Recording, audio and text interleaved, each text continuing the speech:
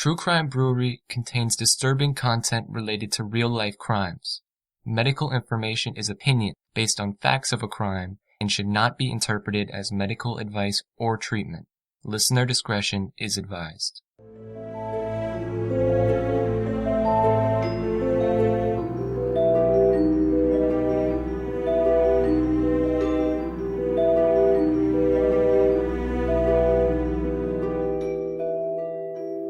So I was expecting her home. Called about 5:40. That's when the phone went straight to her voicemail. It didn't even ring. Of course, you go through different waves of messages. One message will be, call me, I'm concerned. One message will be, now I'm getting irritated, you haven't called me back. And then the next message might be, I'm sorry I was irritated. Call me when you can. Maybe something's wrong. A rancher came down, found a red car here that didn't belong here, and he called it in. The deputy came up here. He ran the license plate. They contacted the registered owner, Cowell. The phone rang, and it was a deputy who was asking if I was missing my car. And I told him, yeah, I'm missing my car and the girl that drives it. I said, where's the car? And he told me it was up Picher Canyon. So I hopped in the car and headed straight that direction. Here we are driving. It's dark. It's cold. When I pulled around the corner, all I saw was the red car with flashing police lights. It was a pretty ominous thing to see.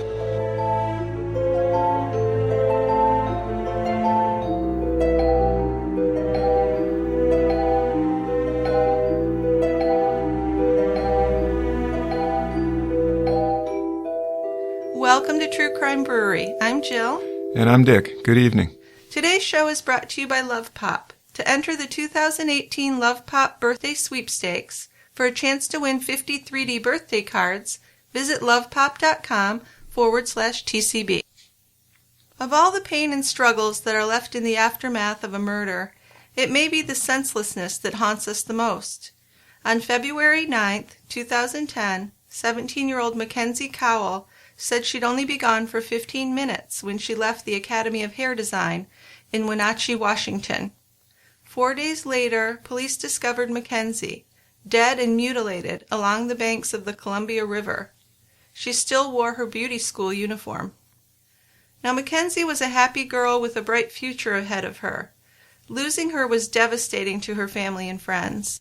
The vicious nature of her death was almost more than they could bear.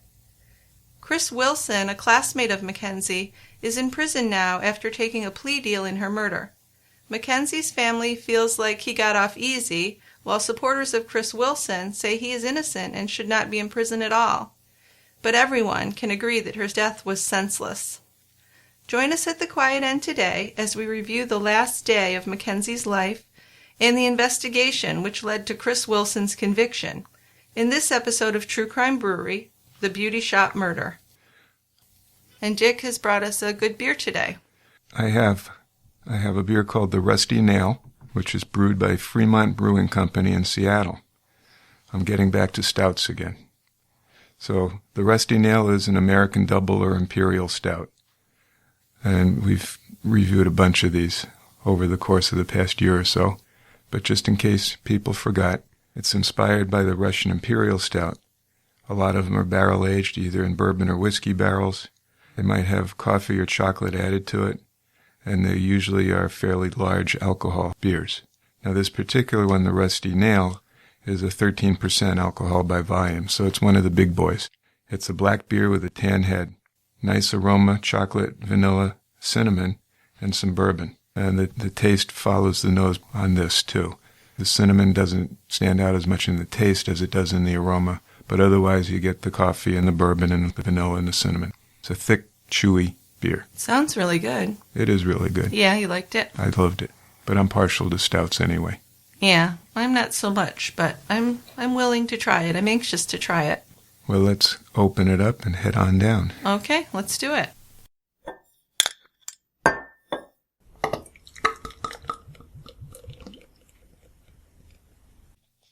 Okay, Dickie, I'm ready to go down to the quiet end. Okay, let's head on down there. Okay, you bring the beer? I got the beer. You got the glassware. Well, I'm just a little distracted. I'm looking around here, and is it me, or are there an inordinate amount of people wearing ascots here today? It's not something you usually see. That's for sure. But, last week, Gold Chain Guy was wearing one. So I wonder if he started a trend. It appears so. Wow. I see probably 5 or 6 people Yeah. with ascots. Women, too. Yeah, now that's kind of weird. I don't know. But I don't think so. maybe he's discovered something.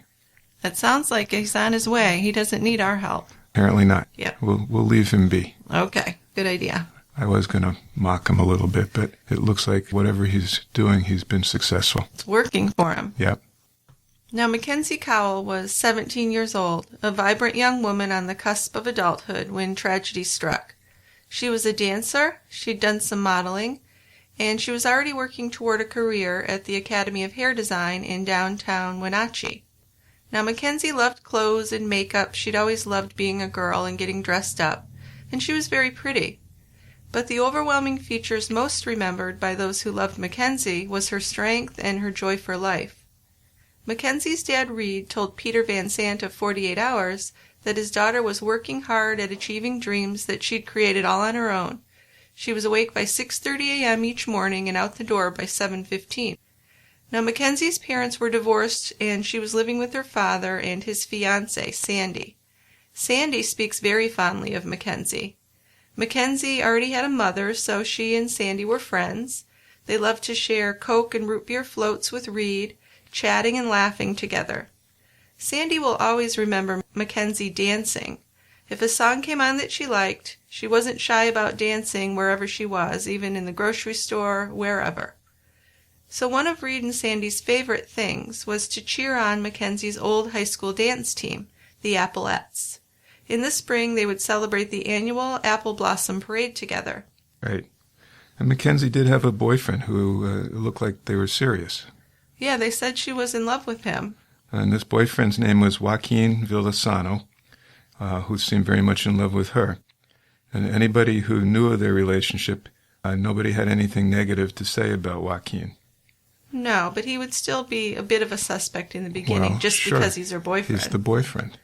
So it was on February 9th, 2010, Reed and Mackenzie had planned a father-daughter dinner date at home that night. The apple orchards were barren this time of year, and it was cold outside. It was in the 30s Fahrenheit. That's cool enough. Pretty chilly. So the beauty school got out at 5 o'clock, and Reed called her about 5:40 to see how close she was to being home, because she was usually home by then. Now, her cell phone went straight to voicemail, and that was odd. That was kind of an ominous sign, because that's not something that usually happened. 2 hours later, he received a call from police that would be etched in his mind forever. Police had found Mackenzie's car abandoned up at Picher Canyon, and this was a very dark and deserted area. It's not a place where you want your daughter to be. No, not at night. No. So Reed immediately drove to that location. He saw her little red car surrounded by police cars with flashing lights. What a horrifying sight. Terrible. Even more worrisome was the fact that Mackenzie's purse was left in the car. Now, she didn't go anywhere without that purse. No. So police and Reed were immediately concerned that someone had taken Mackenzie. Yeah, so at least they immediately went into action. Right. Because they knew something was wrong right away. Now, Reed found out that Mackenzie hadn't been seen since 3 p.m. that day when she'd left the beauty school, telling her fellow students that she'd only be gone for 15 minutes. Because she asked one of them, do I need to clock out if I'm only going to be gone for 15 minutes? And that person told her no. Right. So it's apparent that she was planning on a quick errand. Yes. We don't know what that errand was. We don't, no. But that she only expected to be gone a very short time and then be back to school. Exactly, right. Now, there was cell phone data revealing that she was sending or receiving calls and data between 3 p.m. and 3:42 p.m. And she was last seen walking to her car on cameras outside the beauty school, and then some people saw her driving 2 blocks away from the school. So they did an extensive search. I mean, this is a small town. Things like this don't happen very often, hardly ever. Teenage girl. It's alarming. Yeah. So on Saturday, February 13th, which was 4 days after she went missing, her body was found on the shoreline of the Columbia River, about 20 miles south of Wenatchee. Mckenzie was still in her Academy of Hair Design uniform when she was found. This suggested that she had been killed shortly after leaving the school. There were no signs of a sexual assault, but she had been beaten, strangled, and most horribly, someone had tried to cut off her arm. She had a deep laceration in her neck, and a knife was still protruding from her arm, where it was stuck into the muscle and skin tissue. So this is like the worst thing you can imagine as a parent, obviously. This whole knife in the arm is like just adding insult to a horrible injury. Isn't it? It's a horrible thing. So you're thinking, my God, they not only killed my daughter, they tried to cut her up. Yeah, it's horrific. It is. Now, police questioned Mackenzie's boyfriend, of course, Joaquin, and they did ask him to take a lie detector test. I mean, if nothing else, just to rule him out, get him cleared, so they can move on with the investigation. But when he was asked if he knew who killed Mackenzie, the police said that he failed the test. So we don't know if he really did or if this was a police tactic. We've heard before police telling people they failed to get them to confess. So we're not sure. But Joaquin said that he really loved Mackenzie and would never hurt her. Police didn't totally clear him, but they let him go. So he was cleared soon afterward when his alibi proved that he couldn't have been the one that killed her. Oh, he's off the list. Yeah. But then the investigation took a dramatic turn when a surprise witness came forward. Yeah, her name was Liz Reed.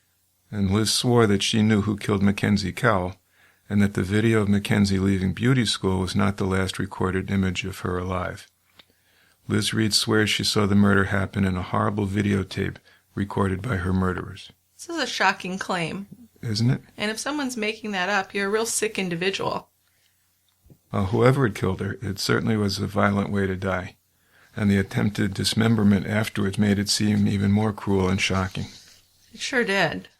The entire town had really joined in the search for Mckenzie, and now they were all grieving.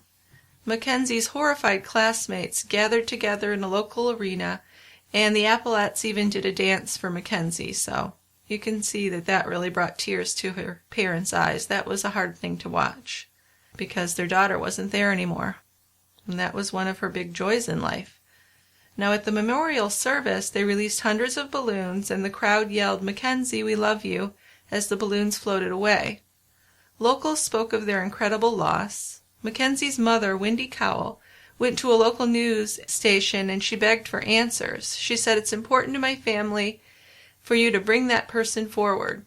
So as the hunt for a murderer began, a statewide task force of top investigators from around the region joined forces to find Mckenzie. And this was the biggest investigation in Wenatchee Valley that had ever been seen. So police interviewed Wendy, Reed, and other family members. Right, Reed and Wendy were never persons of interest, though, but they were investigated and cleared early on. Reed felt sure that the killer was probably someone Mackenzie knew, but he didn't think Joaquin could have been responsible. No. But Wendy's live-in boyfriend, Joey Picher, had a history of problems with Mackenzie. And before Mackenzie went missing, she told her mom, "It's either him or me." Yeah, no, we don't know exactly what the problems were. Right.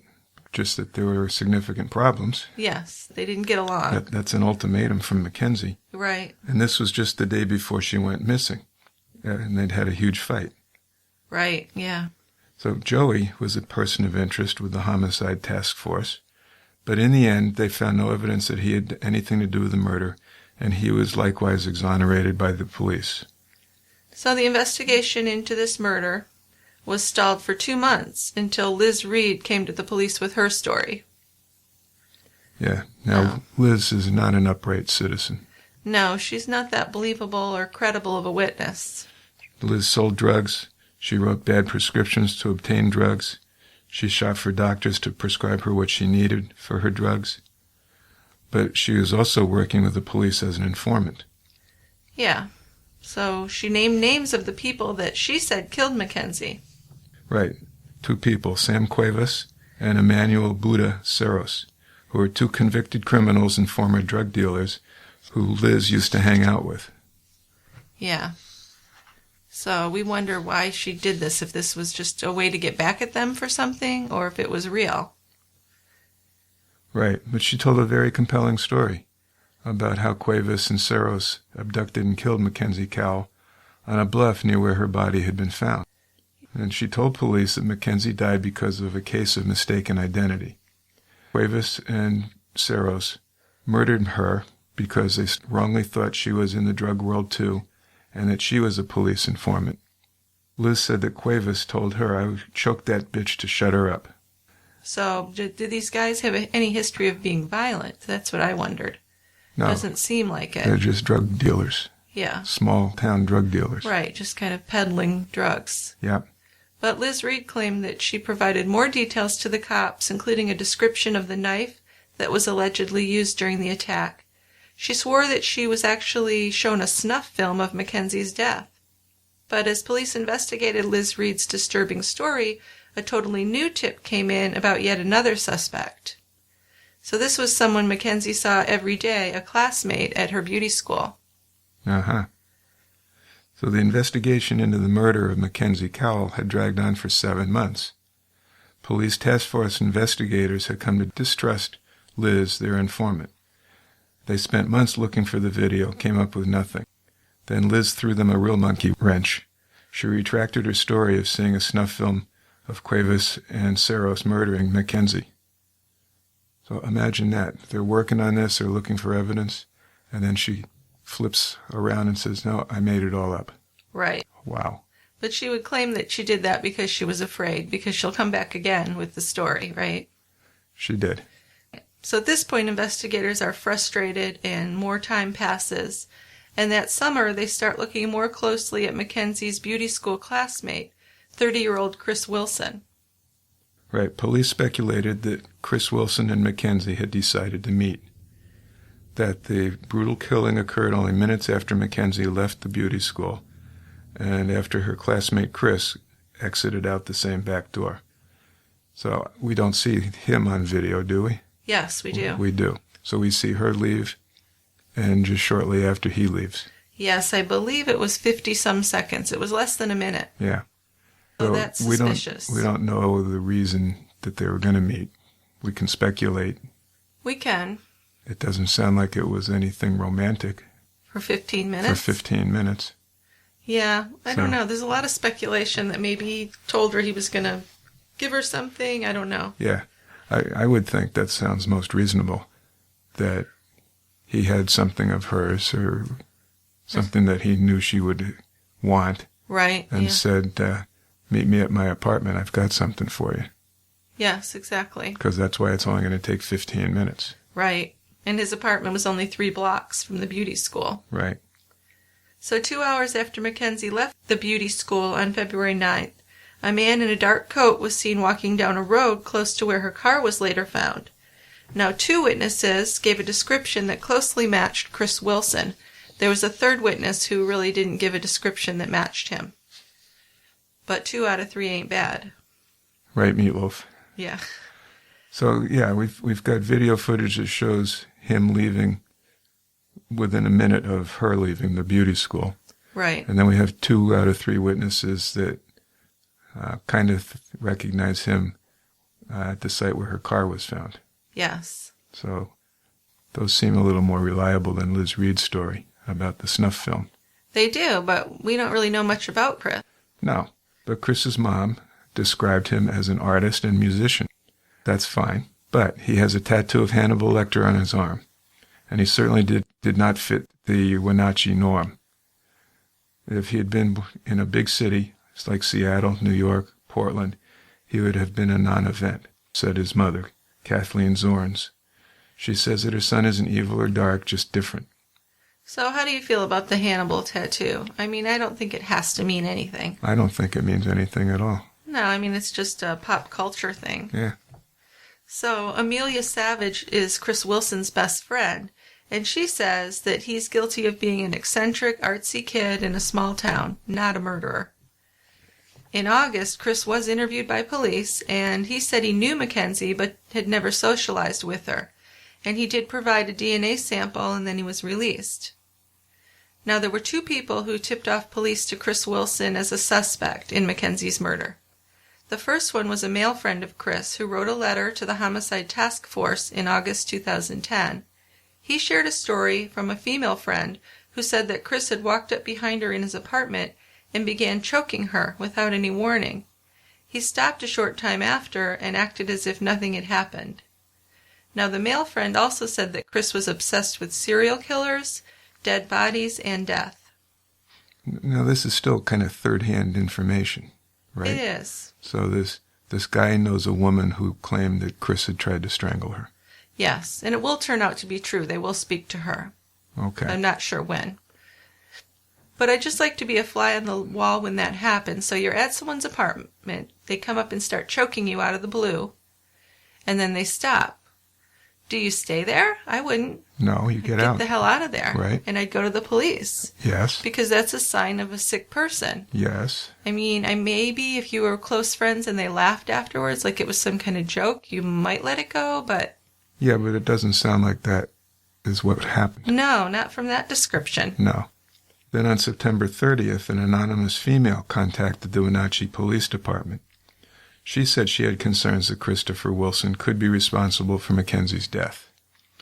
She was a family friend and a former co-worker of Chris's, and she said that Chris told her that he had killed a woman that was a guest at a hotel while he worked there by strangling her with a belt. She said this had happened several years ago. Now, several years. How old is Chris? He's like 30. Okay. So he's a lot older than Mckenzie. I guess it could have happened then. Yeah.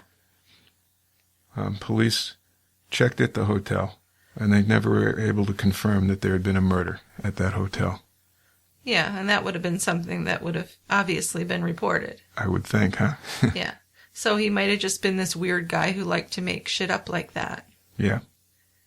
So also in September, forensic scientists had compared Chris's DNA profile with DNA found on a piece of duct tape found near Mackenzie's body.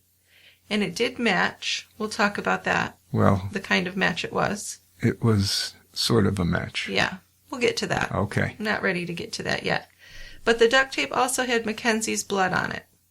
So the Monday following Mackenzie's body being discovered was February 15th, and Chris Wilson was notably absent from the Academy of Hair Design that day. He did attend a few hours on the 16th and 17th, and then he took a leave of absence from February 18th to the 26th. We're not sure why.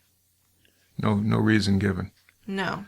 So on October 6, 2010, investigators interviewed Chris Wilson.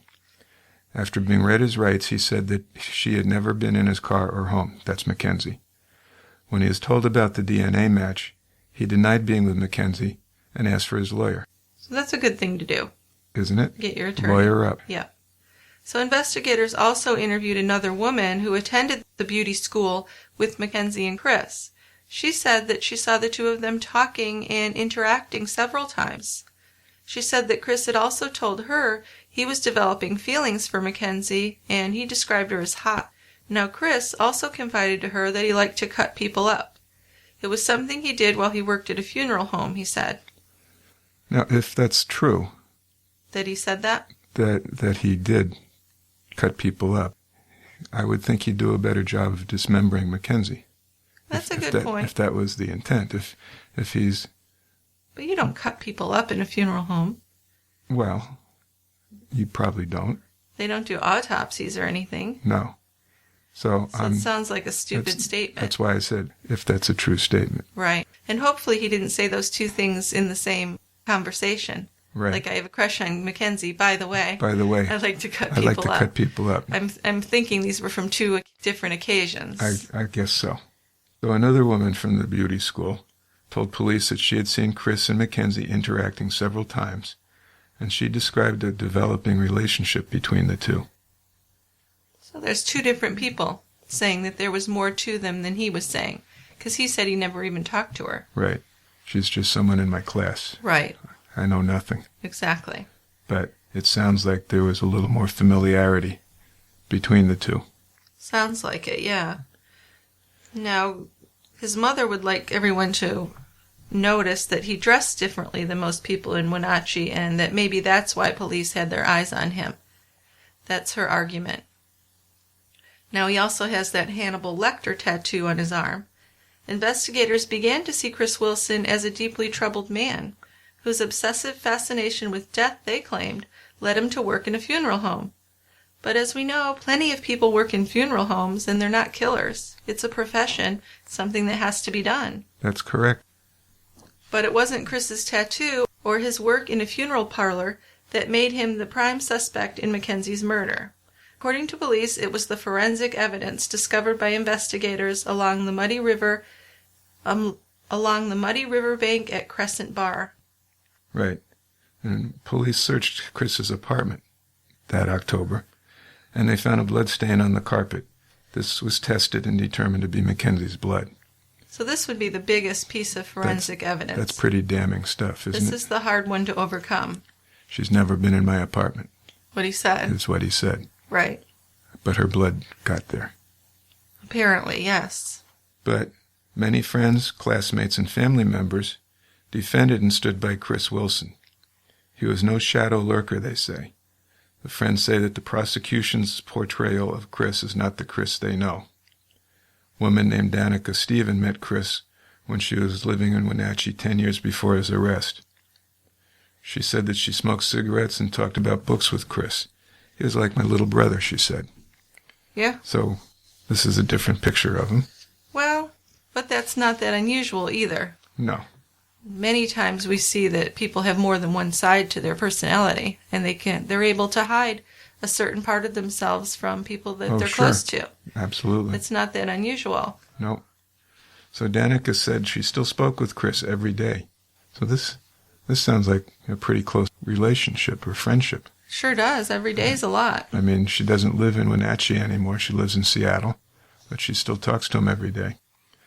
But Danica anyway says he never mentioned Mackenzie's name to her either before or after the murder. She says that she would have heard about it from Chris if he is interested in Mckenzie. Talked frequently about their love interests. So she said Chris is a regular guy who was once engaged to her best friend. Well, Chris did work at a funeral home, and he wanted to be a mortician at some point, but Danica never heard him talk about wanting to be around dead bodies. In fact, she said that he told her that the bodies kind of creeped him out. So you have conflicting stories here. Exactly. And on the one hand, beauty school classmates say that it looked like there was a relationship, but his friend says no. Yeah, but the friends are kind of invested, and the beauty school classmates, I feel like, are more objective. I think so.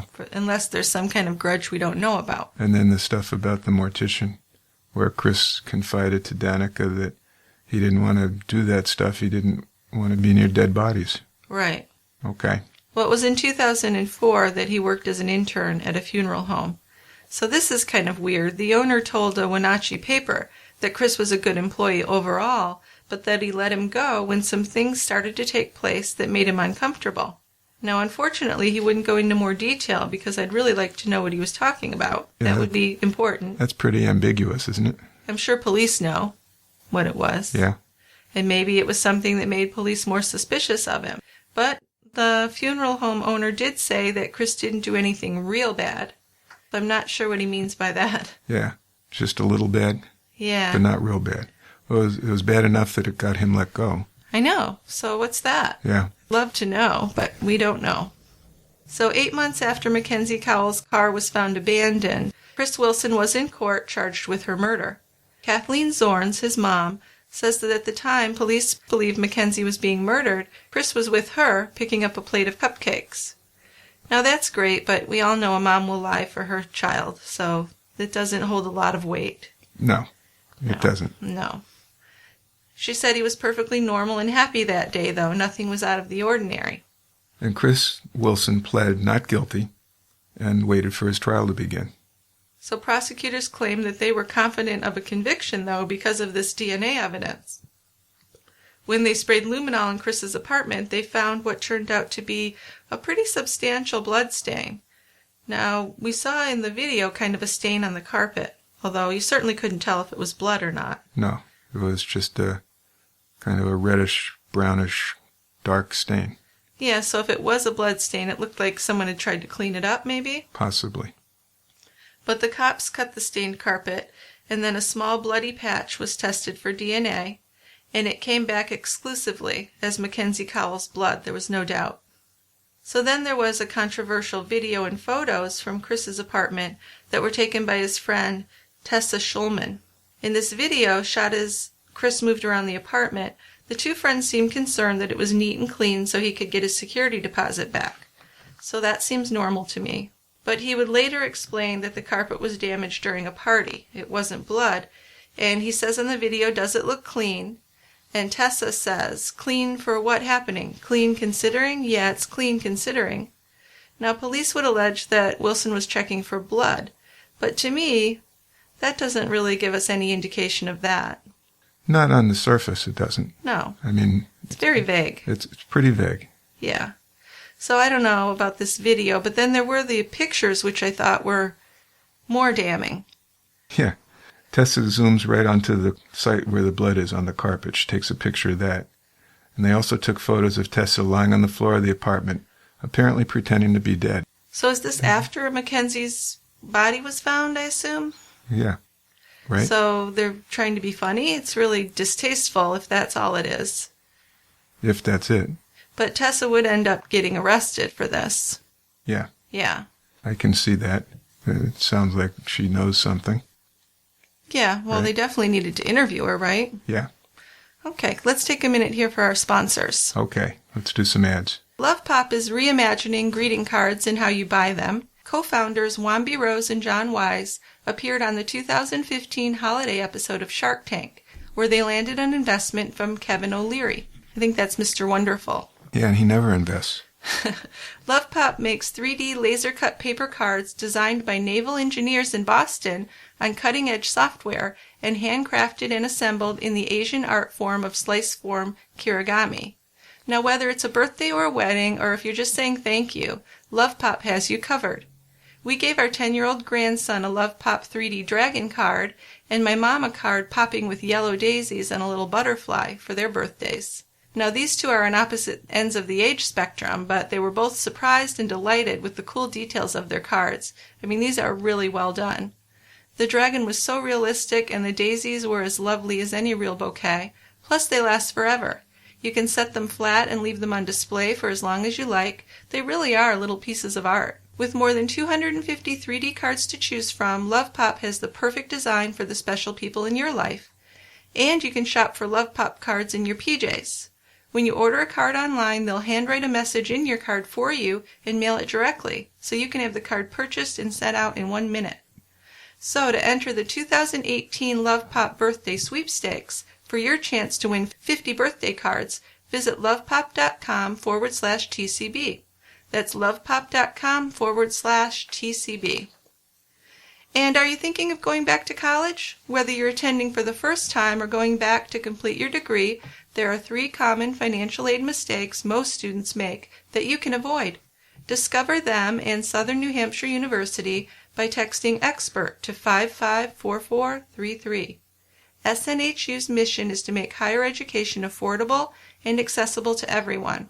They're devoted to learning and they're nonprofit, so they've made their New England campus available to the entire world by offering complete degree programs online. So while tuition is skyrocketing across the country, SNHU hasn't raised their online tuition in years.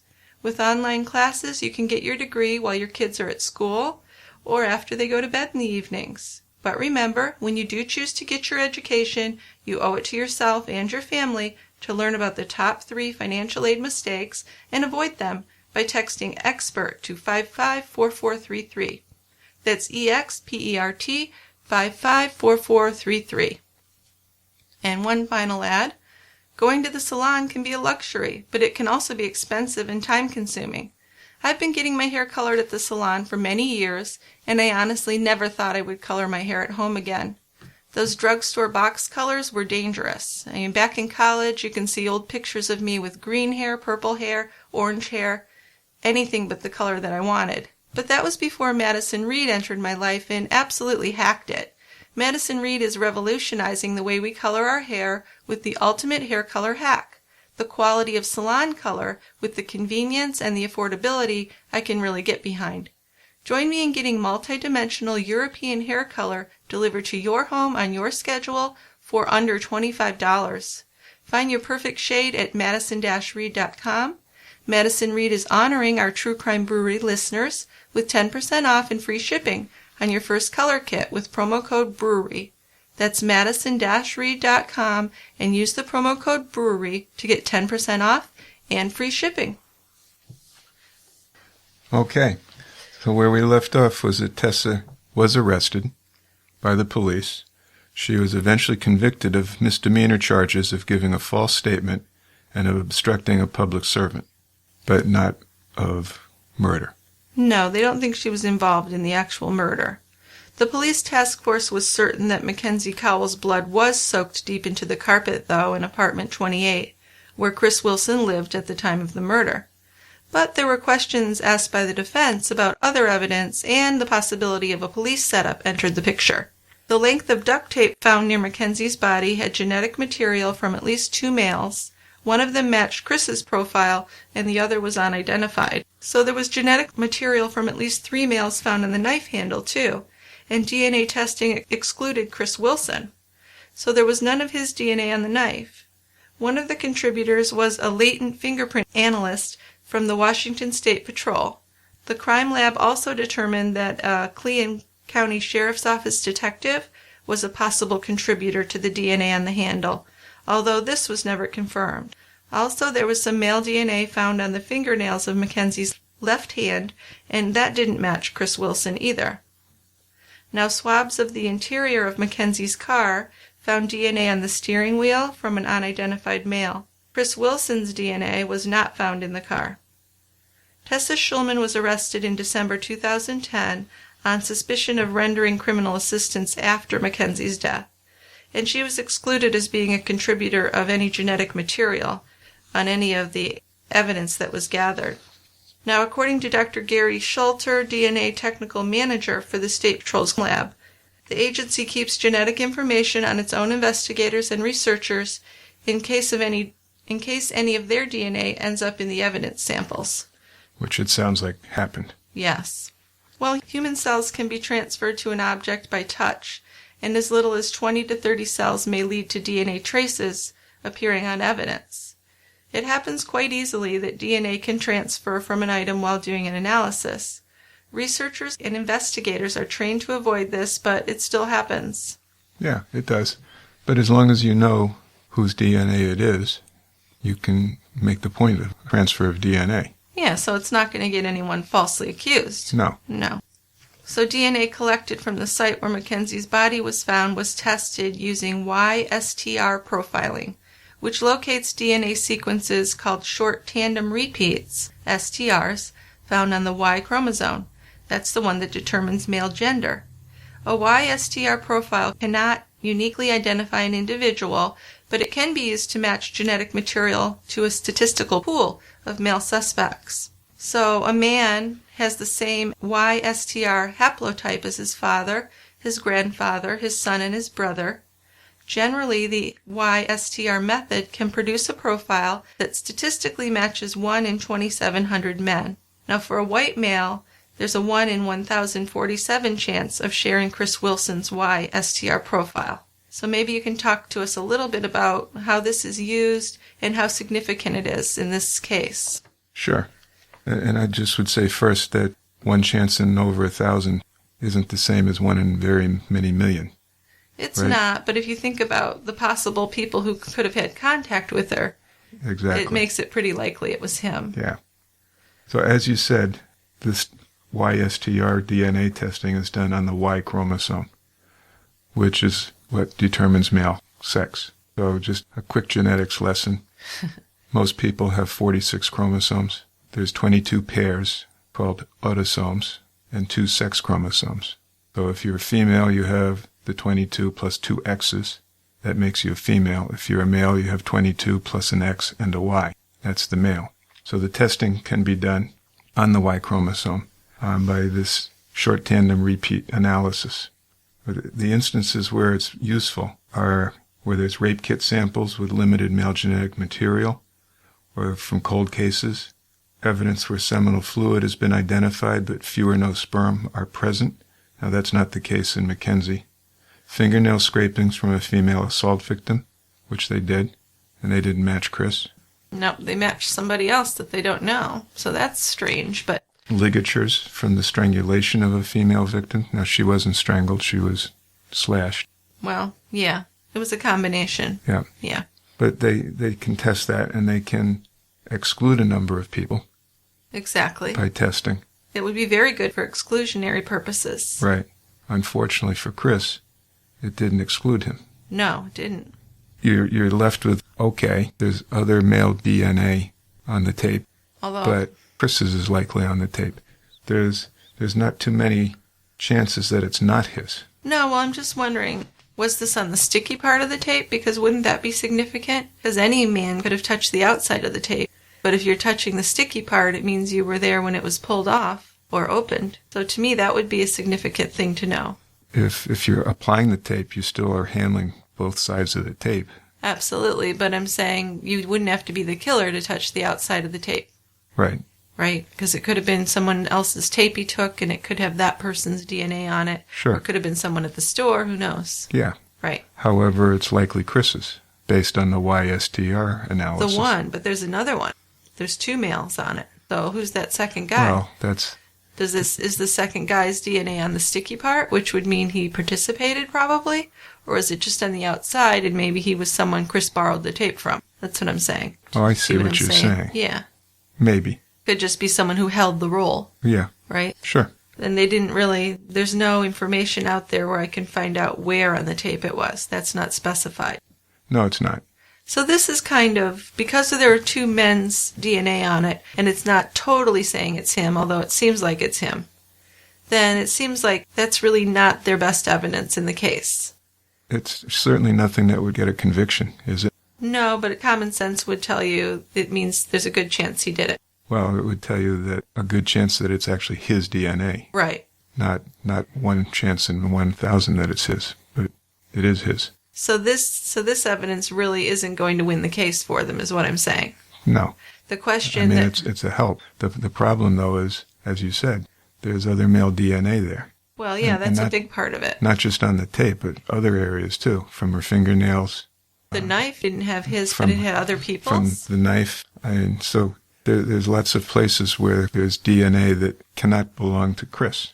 Well, another thing that I need to point out is it obviously is not from the 2 men that Liz Reed said killed her either, because they were tested, and if it was theirs, they certainly would have made a point of that. Right, so it's wasn't unidentified man. Cuevas or Cerros. Right. Not theirs. Exactly.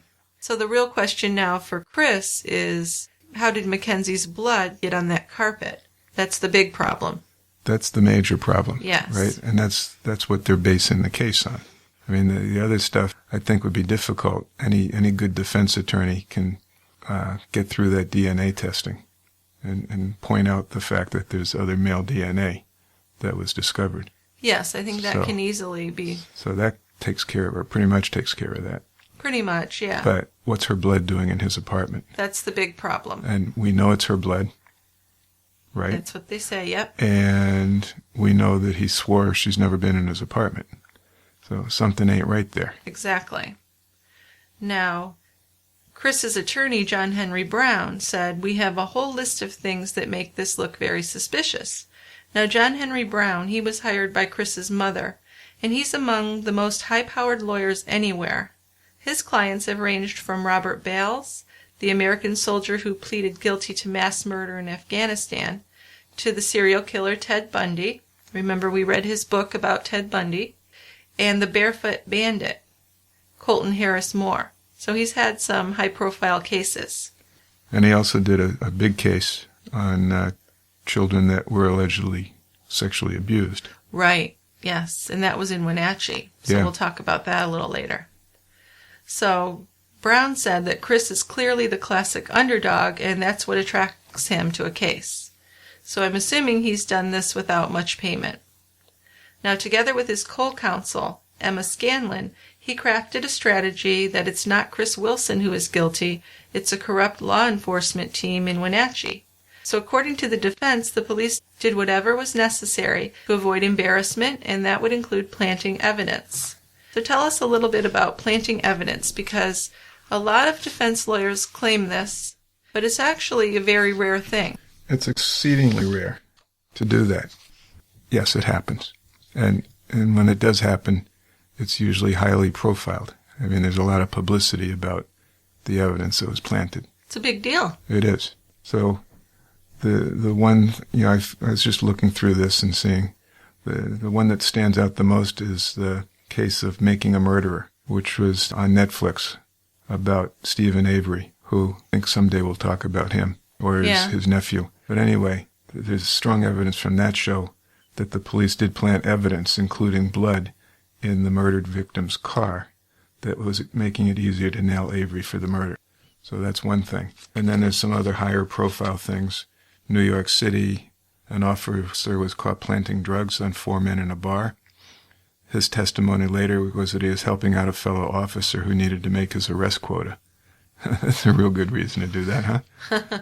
In New Jersey, a group of officers were put on trial in 2013 for planting evidence and threatening people with arrest or charging people based on that evidence, taking drugs without reporting the seizure in order to have drugs available to plant. So there's a host of things, a way to do it. But it seems to me it'd be a lot easier to plant guns or drugs than blood. Yeah. Blood's a little more complicated. It is. So let's investigate how they could have done it. Okay. Okay? Yeah. So to me, this is a stretch, but they would have had to have been to the post-mortem, right? Well, they would have had to have access to the blood samples. Right. Right? Okay. There's no blood reported missing from her where they found her body. No, but I mean, how much do you really need? Because they only had a little tiny sample, so theoretically you could just take a Q-tip and get a little bit. Sure. And put it on a piece of carpet-looking fiber. So you're saying that big stain was not blood and that the little tiny piece they cut off was somehow doctored with her blood? If it was planted, I believe that would be how it would be done. I don't think they'd take like 10 mLs of blood and dump it on his carpet. I think it would be a smaller amount than that. Yeah, but how do you do that? How do you do that? So they'd have to have access to the blood samples. Yes. I guess, what if you're a policeman that goes down there and finds the body? And there's blood, you just take a little swab. But why would you want to is a good question. Why would you do that? That presupposes that you're going to frame somebody for it. I know. And even as the case was going forward, I mean, they had other suspects to begin with. They did. So why would they take a sample of blood with the intention of framing Chris Wilson? Yeah, I don't think they would have done it that early on if they would have done it. It probably would have been, like you said, from the evidence room or whatever. They would have had to get some. And then you're supposing that they have in mind to frame somebody. Yes, I guess. We don't know who yet, so they just took a sample of blood and waited for the opportunity to use it. I think it's probably very unlikely that they wanted to frame somebody. Another thing that might be a little more believable is he was their suspect and they just wanted to secure the deal. This is something that is brought up. Maybe they just want to secure an arrest. They don't have enough evidence, but they really believe it's him. So they take this carpet, which doesn't actually have blood on it. They take a little bit of her blood, add it to their little sample, which is a microscopic amount, well, or close to microscopic. And then they have this DNA match, and that kind of solidifies their case. But he wasn't a suspect till months after the crime. Yes. Well, I mean, by the time they took the sample out of his apartment, he was clearly a suspect, and that's when they would do it. And that was months later. Yes. So someone's been walking around the whole time with a sample of her blood, just waiting for the opportunity to use it? No, I would think they would access that sample in the evidence room.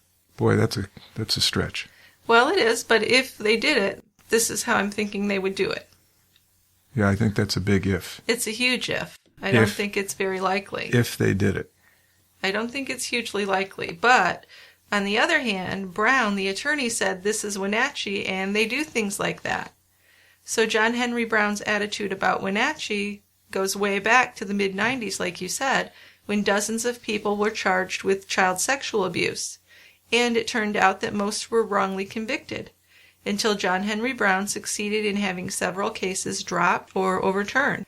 So the claims were completely false, and the incident has been referred to as the Wenatchee witch hunt. But he's not saying that evidence was planted in that. These were kids that it was suggested to them in interviews that the sexual abuse had happened. Right. So it's one of those false memory type things. Yeah, it's just a different form of police corruption, though, or prosecution corruption. I mean, it still indicates corruption, even no matter what the method or the technique is. It just suggests corruption. Not necessarily. No? I mean, you're trying to question these little kids and do it in a way that makes it plausible explanation. Yes. I don't think they're intentionally planting information in the kids. So you think they innocently planted ideas in the kids? I think that the questioning was along the lines that you could read into it what you wanted. Okay. I thought it was more like people thought that this was going on. They wanted to convict somebody, so they were kind of egging the kids on to get the information they wanted to get. Yeah, but you can look at that a couple different ways. Maybe not exactly egging them on, but you're interviewing them, and they're just little kids. Yeah, preschoolers, right? They were little. Yeah. Yeah. So you could probably get them to say a whole bunch of things. Well, you could, but there should be experts that can tell. Yeah. Aren't there child psychology experts who are supposed to be able to tell what the kids are saying is true? As it turned out, claims were totally unfounded. Yeah. Which is really scary because the people being accused, their lives are ruined. Totally. I mean, it doesn't matter if you're exonerated or they, reverse your conviction. People are always going to look at you as a potential child abuser. Exactly. Most people are going to think the accusation wouldn't be there unless something hinky went on. Sure. So at least their life is destroyed in that area. They need to move away and start over. Mm-hmm. Which is scary. It is. But to me, it's not the same as intentionally planting evidence. Okay. I'll give you that. Okay. Now, Gary Risen was the prosecutor with this Wenatchee witch hunt. And back then he was going up against John Henry Brown, of course, in the child sex abuse scandal. And then when we get to Chris Wilson, Gary Risen is the prosecutor again. So these two guys kind of have, what would you call it? Not a grudge, but Well, they have a history. Yes. Right? Yeah. And I'm sure they didn't like each other. Right. So that kind of makes me feel like maybe the prosecutor had even more to prove because here comes this lawyer that made him look like an idiot in the 90s. Possibly. Possibly.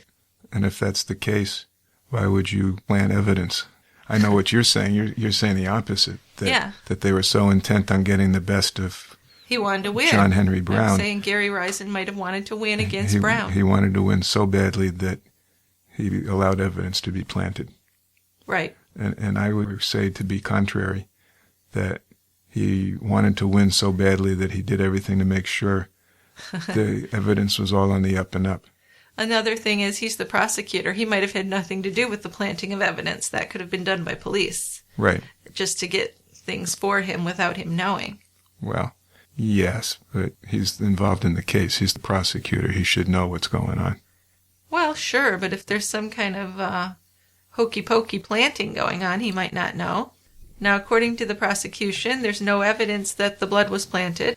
The blood was left there by Mackenzie Cowell, they say, when Chris Wilson murdered her in his apartment. And when they tested it with luminol, that whole big area lit up. True. Now, I guess luminol doesn't necessarily react only with blood. To me, that's pretty good evidence that the whole area was blood, and that the snippet that they took off that tested for Mckenzie, the implication is that the whole thing is her blood. Yeah, but you still have to trust the police to believe that. Sure. That's the thing. Once you plant a doubt against the police, which really makes me think of the OJ trial, once that doubt is planted, it's hard to get anywhere with evidence, even if it's great evidence. So that seed of doubt is really like a cancer planted in people's minds. Yeah. So it's a great thing for a defense lawyer. If they can get that planted, they can really get somewhere. Yes. Well, it's a good way to deny any evidence. See OJ. Yeah, exactly. But, yeah, I see what you're saying, that the whole case gets tainted because of the accusation that the evidence was planted. Right.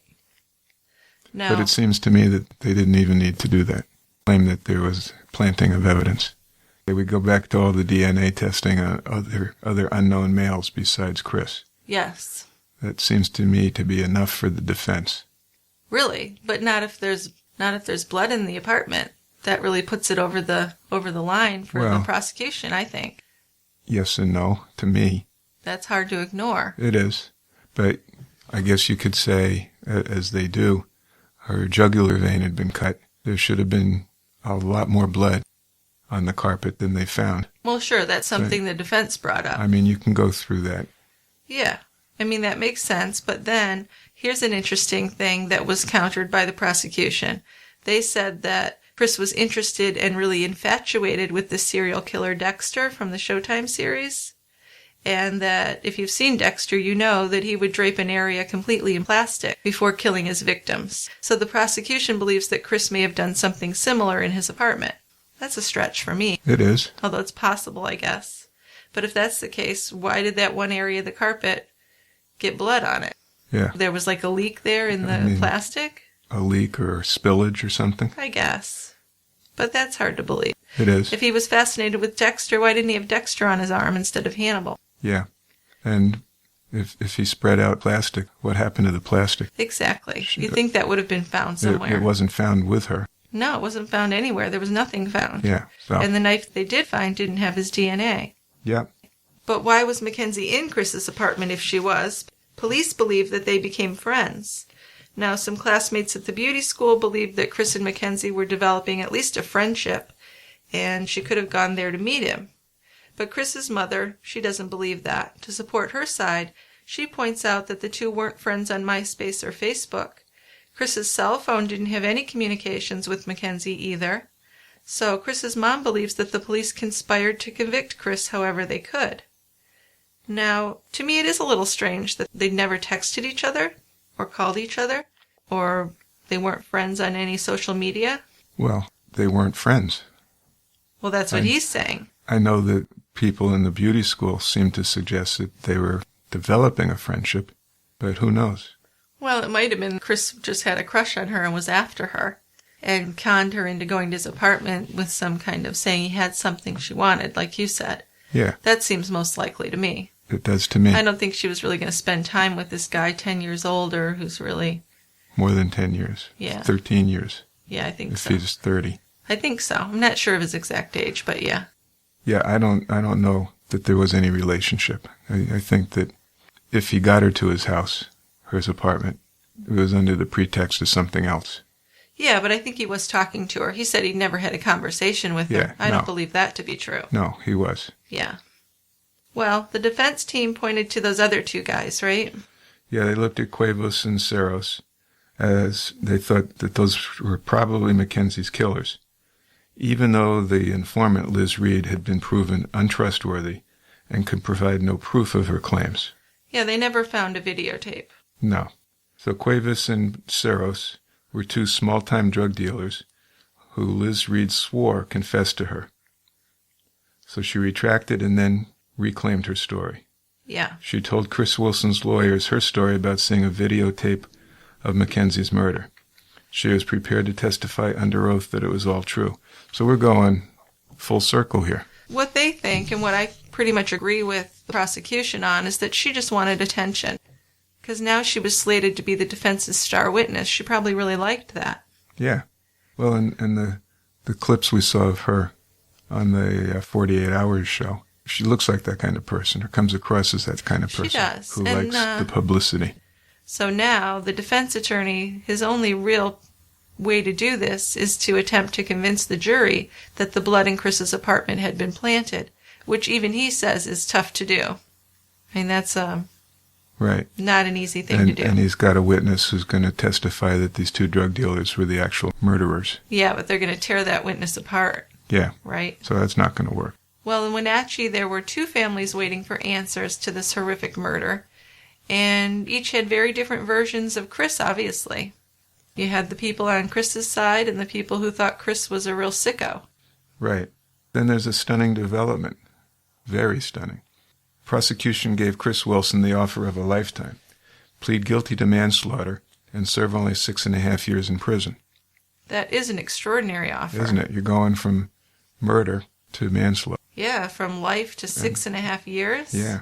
It makes me wonder if the prosecution was not confident about Chris's guilt or their ability to get a conviction, because why would they give him such a great offer if they thought they could convict him? It doesn't sound like something they'd want to do. No, it doesn't. So maybe they weren't as confident as they thought. Seems like it. Although, if you do some reading about pleas, taking pleas, probably 95% of cases, criminal cases, get pled out. Yeah, I mean, our courts just don't have the resources to give everyone a trial. It's pretty rare to go to trial. It is. So, in that sense, I can see why they're offering the plea. I guess, but I mean, this could be a first-degree murder case in my mind. Could be. Easily. I mean, second degree, yeah. I'm not sure about first degree. Well, to me, it would be first degree because if he's doing what the prosecution claims, if he's covering his apartment in plastic, it's obviously first degree. That's not second degree, right? Well, Can't be. If he's doing that. Right, but that's the kind of thing they're saying, that he was fascinated with death and he meant to kill her. Yeah. They're not saying that he wanted to sleep with her and got mad.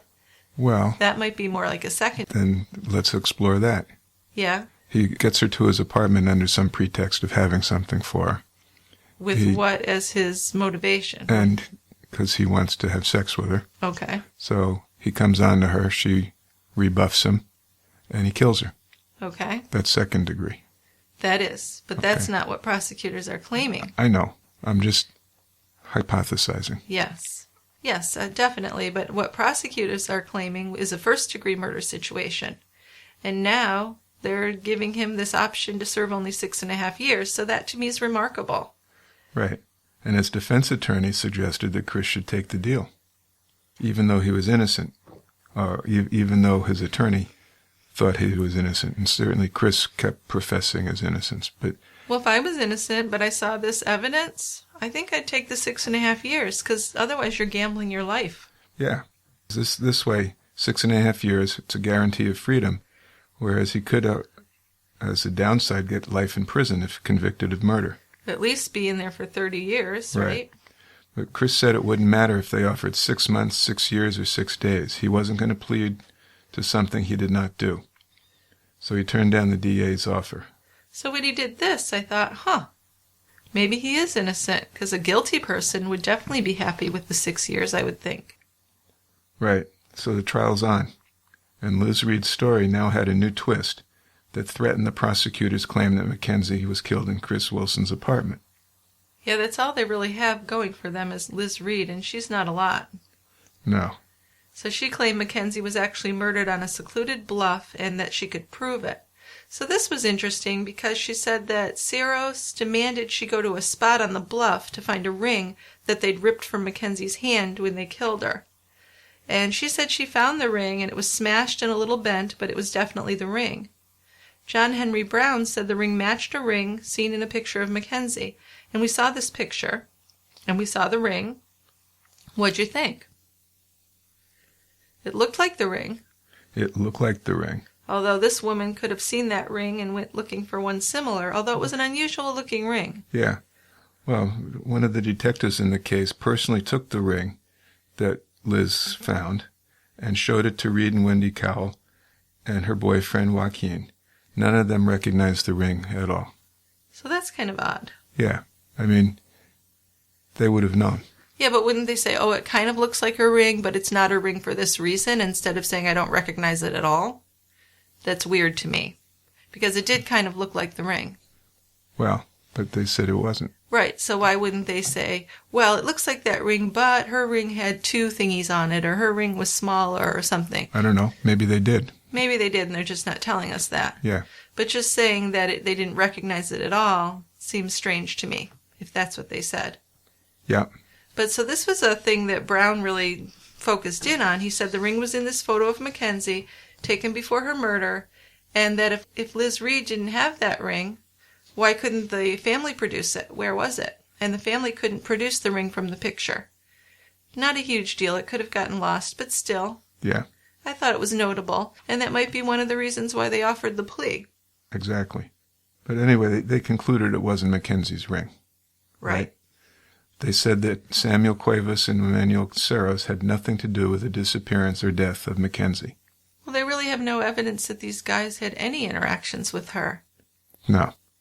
At the time, Saros was working an honest job, and he said that Liz Reed's accusations hurt his reputation. Well, I'm sure they did. Well, yeah. But he probably, cheated her on a drug deal or something, and she was pissed off with him. Right. So he swears the cops got it right. There is never any video of Mckenzie being murdered, and he had nothing to do with her abduction or murder. And we don't have any evidence or past history of either of these guys being violent. Right. Not ever. Right. So in interviews, Chris Wilson has maintained that he had no relationship with Mckenzie and had nothing to do with her murder. So when jury questionnaires came back from 2 different panels, 85% of the jurors said they believed Chris was guilty. This was before the trial had gotten going still, so according to Chris and his supporters, this convinced them that there was no way he was going to get a fair trial. Do you think that would be a true concern? Well, it certainly would be worrisome, wouldn't it? Yeah. I guess at that point I'd be relying on my attorney. You say, so what do you think? Yeah. You know? I mean, if we have a good, strong case, let's go to trial. Even though 85% you say that I'm likely to be guilty, your job as my attorney is to convince these people that I'm not. Yeah, and even the lawyer said that it would be tough to convince them that the police planted it. That's a really hard thing to do. It is. Yeah. You know, it's tough to prove kind of a negative, right? Exactly, it really is.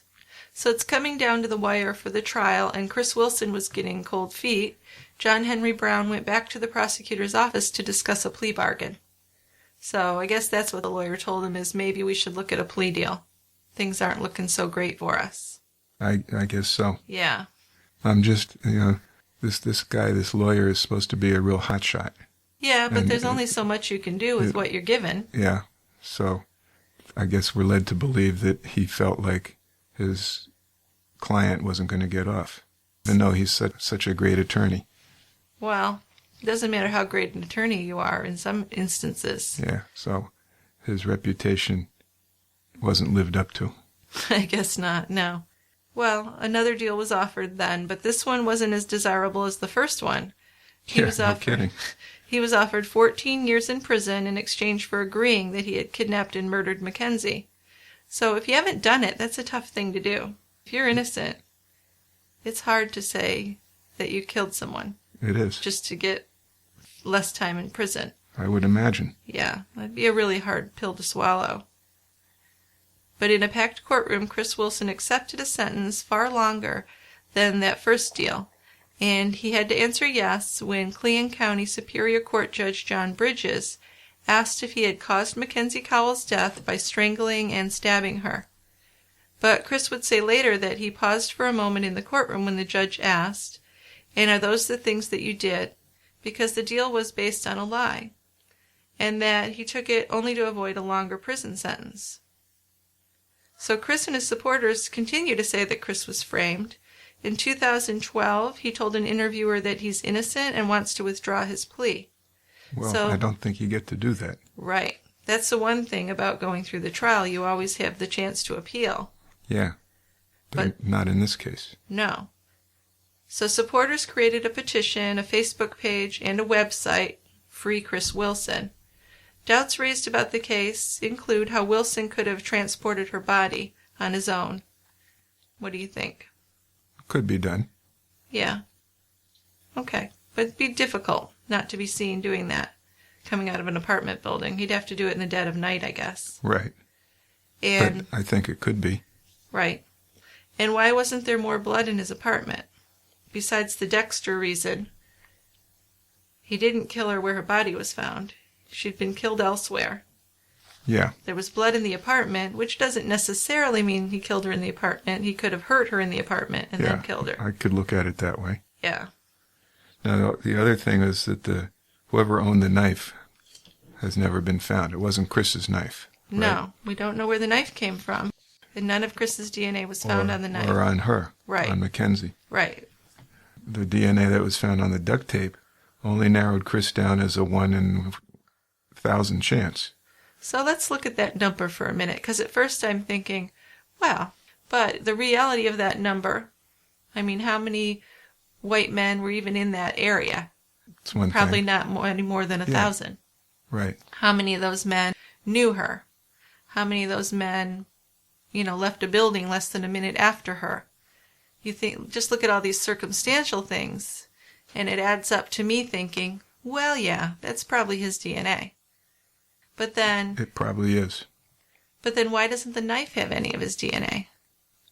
There's no gloves or plastic found anywhere. That's weird. It is. It almost makes me think someone would have helped him get rid of the body. Mm-hmm. But we don't have any suspects for that.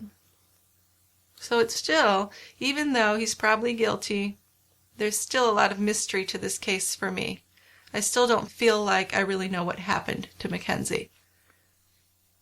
No. No. I think probably did it, Yeah. but I'm not convinced. No. Me either. And that's not even looking at, I'm going to forget about the evidence being planted. Just that there's a scarcity of DNA evidence. Yes. It seems like there'd be a lot more. Right. I mean, because it's not like the apartment was bleached everywhere. There didn't seem to be that kind of a cleanup done. I mean, if that were the case, why wouldn't they just pour a gallon of bleach on the carpet? I mean, that's a suspicious thing to do, but that would kill any DNA, right? Right. So, I don't know. I just think that it's significant, but it's not conclusive. And now the family's hired a new attorney to seek grounds to withdraw his guilty plea, because that's not a simple thing to do. Once you take a plea, you've kind of got to live with it. Yeah, once you've done that guilty plea, you surrender your right to a straightforward appeal to a higher court. Right. You just can't say, oh, I retract that statement. Only under very limited grounds. Yeah, but misconduct by the prosecution would be one, or an ineffective defense, and I'd go for that. The ineffective defense? Yeah. Based on? The attorney telling him to take the plea.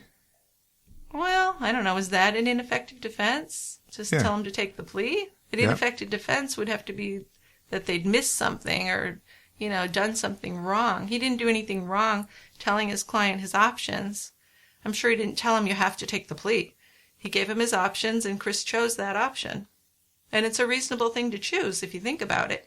Even if you are innocent, things weren't looking good. You've got 85% of the jurors beforehand. Yeah. But I'm thinking that he really pushed for the plea to be taken. Maybe. But then another thing is, why, if they poll this jury and 85% think he's guilty, I lack understanding on how that works, because I thought when you picked a jury, they had to have no opinion on it. Yeah. And why didn't they get a change of venue if people already had an opinion on him? I mean, I think if he was a rich and famous person, he would have got a change of venue and gotten a different jury. And a different attorney. And it's interesting because they've hired a new attorney who's trying to figure out how to do this appeal. Yes. So they didn't take Mr. Brown. Well, no, they're probably not happy with him now. Well, yeah. But I don't know if they have a case against him being ineffective. I think he did his job the way he's supposed to do it. Well, I think if you're looking at trying to open this up again and retract your guilty plea, you have to either say that the prosecution had some misconduct. And you have to be able to prove that. And prove it. Which would be tough. Or you have to say that you had ineffective defense. So it seems to me that's what they're going to have to go for. So you kind of have to throw Brown under the bus, you're saying. Yeah. It's the only way out. And I bet Brown even understands that. He probably would even refer them to an attorney to do that. Maybe. Because that's the way it works. Now, when questioned about how Mackenzie's blood got in his apartment, Chris did suggest that there was police interference. He said that there were several different stains. So when Tessa took the video in his apartment, he said she recorded the entire kitchen, the bedroom, and all the floors. He said the stain that she zoomed in on was not blood at all, but a bong stain, meaning that it was bong water that had been spilled on a light-colored carpet. He said it really smelled terrible, and he used simple green cleaner to try and remove it. Which, those aren't gonna... obviously he doesn't know how to clean carpet, because you don't put simple green on carpet stains. No, you don't? No. As someone with 3 dogs, there are very specific cleaners that work, and they're very few. Okay. I'm not going to promote a brand here, but Simple Green is not a good carpet cleaner. Okay. Simple Green wouldn't light up with luminol either. I doubt it. I don't know what the ingredients are, but I think it has to have proteins like blood or semen to light up with luminol, right? Right. So no. But anyway, he said that he tried to clean it up, and then he had no explanation for the pictures on his computer, which could have just been distasteful things, because she's posing as if she's dead near the carpet stain. That doesn't have to mean anything. It might mean that they're assholes, because it's an asshole thing to do. Right. But it doesn't necessarily mean guilt of anything to me. I'd love to know how the conversation went about posing. Whose idea was that? Yeah, that's what I'm saying. I'd like to have been a fly on the wall for that whole thing, too. Yeah. But, people can be assholes and not be killers, so I really don't think that's significant in the fact that he might have murdered this girl. We have nothing to tell us that Tessa was a violent person or had anything against Mckenzie or anything. Although she did get convicted of helping him hide things afterwards, so maybe they know more than we do. They probably do know more than we do. I'm sure they do. There's got to be more to it than just these pictures and the video. Right. The other thing that Chris Wilson was contesting was the piece of carpet. He said the crime lab never received a piece of the carpet, but they received a piece of material that was 4 centimeters in length. Now, what's that mean? That whatever they got wasn't that piece of carpet? That's what he's saying. Huh. Come on. The material had Mackenzie's blood on it that showed up some point after it was removed from the apartment. Yeah, so he's going with the whole... he's going with the planting of evidence. Yes, he is. Tough one to prove.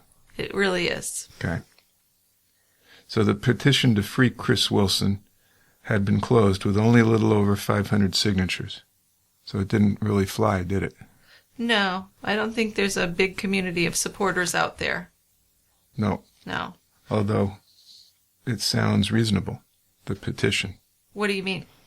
Well, it reads, Christopher Wilson was wrongly accused of Mackenzie Cowell's murder and railroaded into taking a plea deal for manslaughter.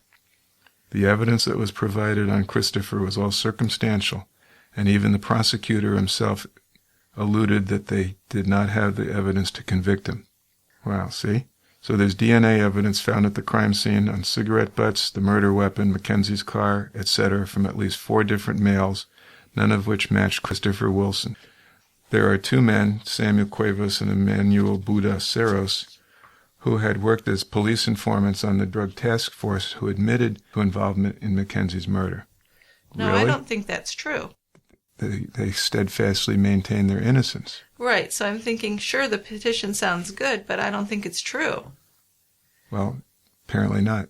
Well, I guess what they're saying is the men admitted it to Liz Reed.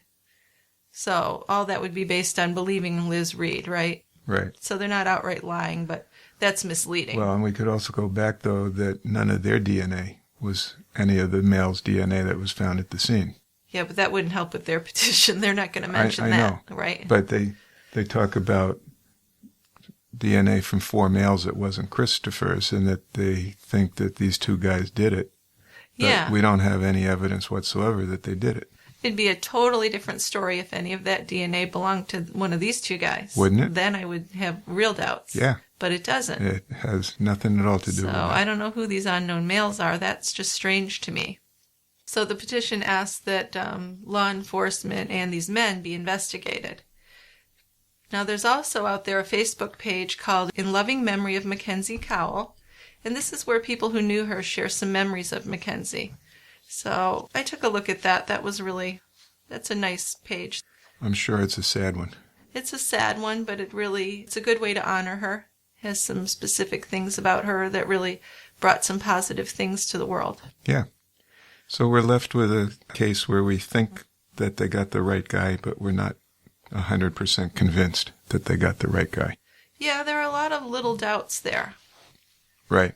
I mean, I almost feel like there had to be someone else involved, getting rid of her body or something. Well, that's the simplest explanation for why there is other DNA there. And I guess right? That's possible. Yeah. So I don't know how many people, you know how sometimes they go around town and check everyone's DNA. I wonder how much of that they did. Because I would want to find out where this other DNA came from. Yeah. Well, one was from one of the investigators.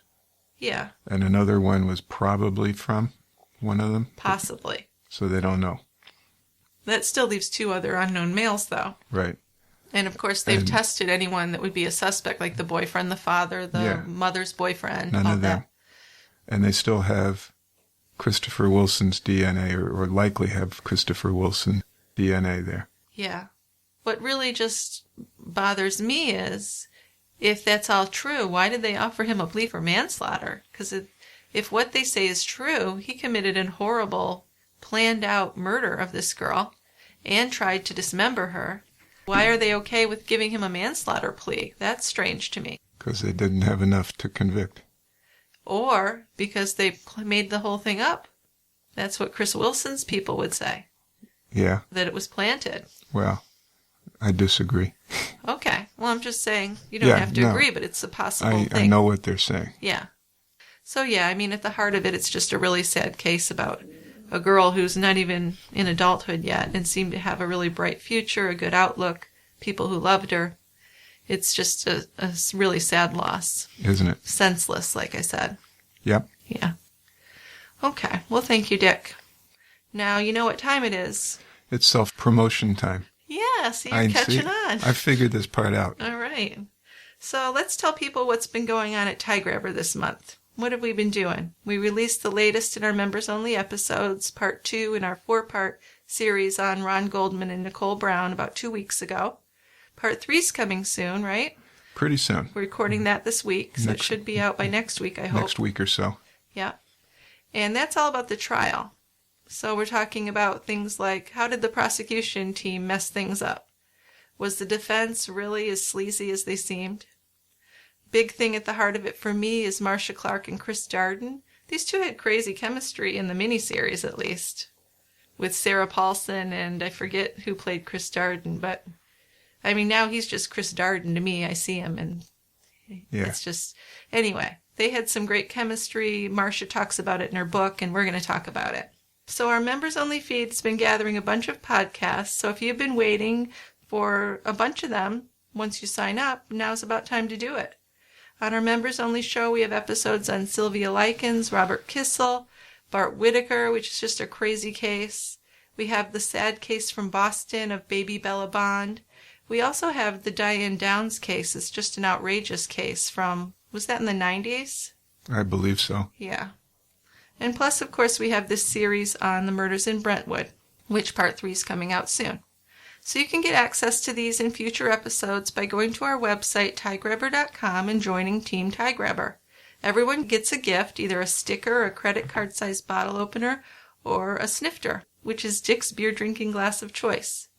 Now you get the same members-only episodes at the same time, no matter what level member you are. If you haven't heard about our new podcast, Watching ID, that's another thing you might want to check out.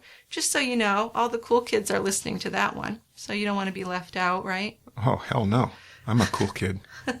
But really, we've been having a great time watching shows on Investigation Discovery, and now we're podcasting our discussions on the new ID show, Gone. It airs on Monday nights, and our 4th episode already is coming up this Thursday. Last week's episode was about a woman and her baby who disappeared in Hawaii, and it took 34 years to get information on what happened. And this was your favorite episode so far? So far.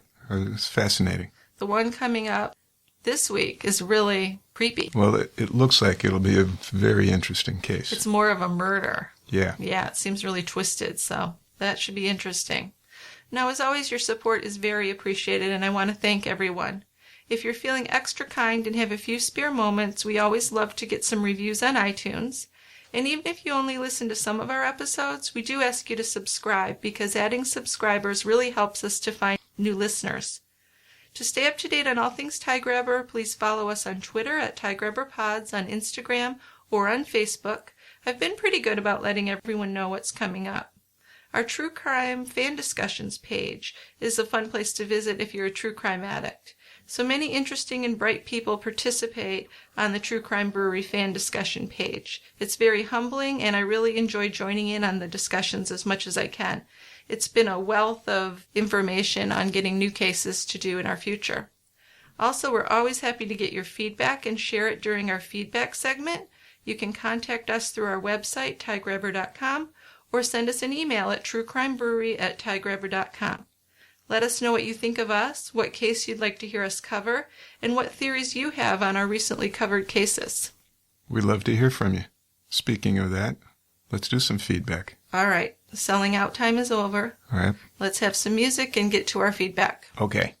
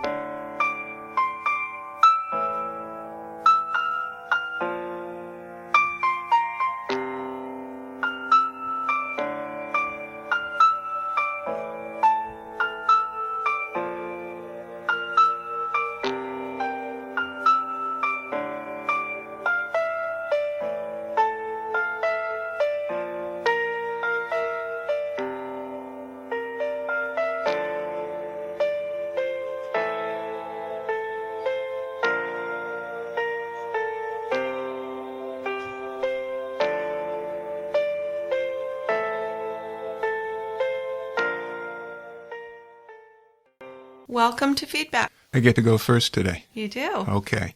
The first one I have is Alana, who's responding to No Mercy, the Beverly Allett story. Remember, she's the nurse overseas who was responsible for the deaths of several children and damage to several more. Yes. Horrible case in England.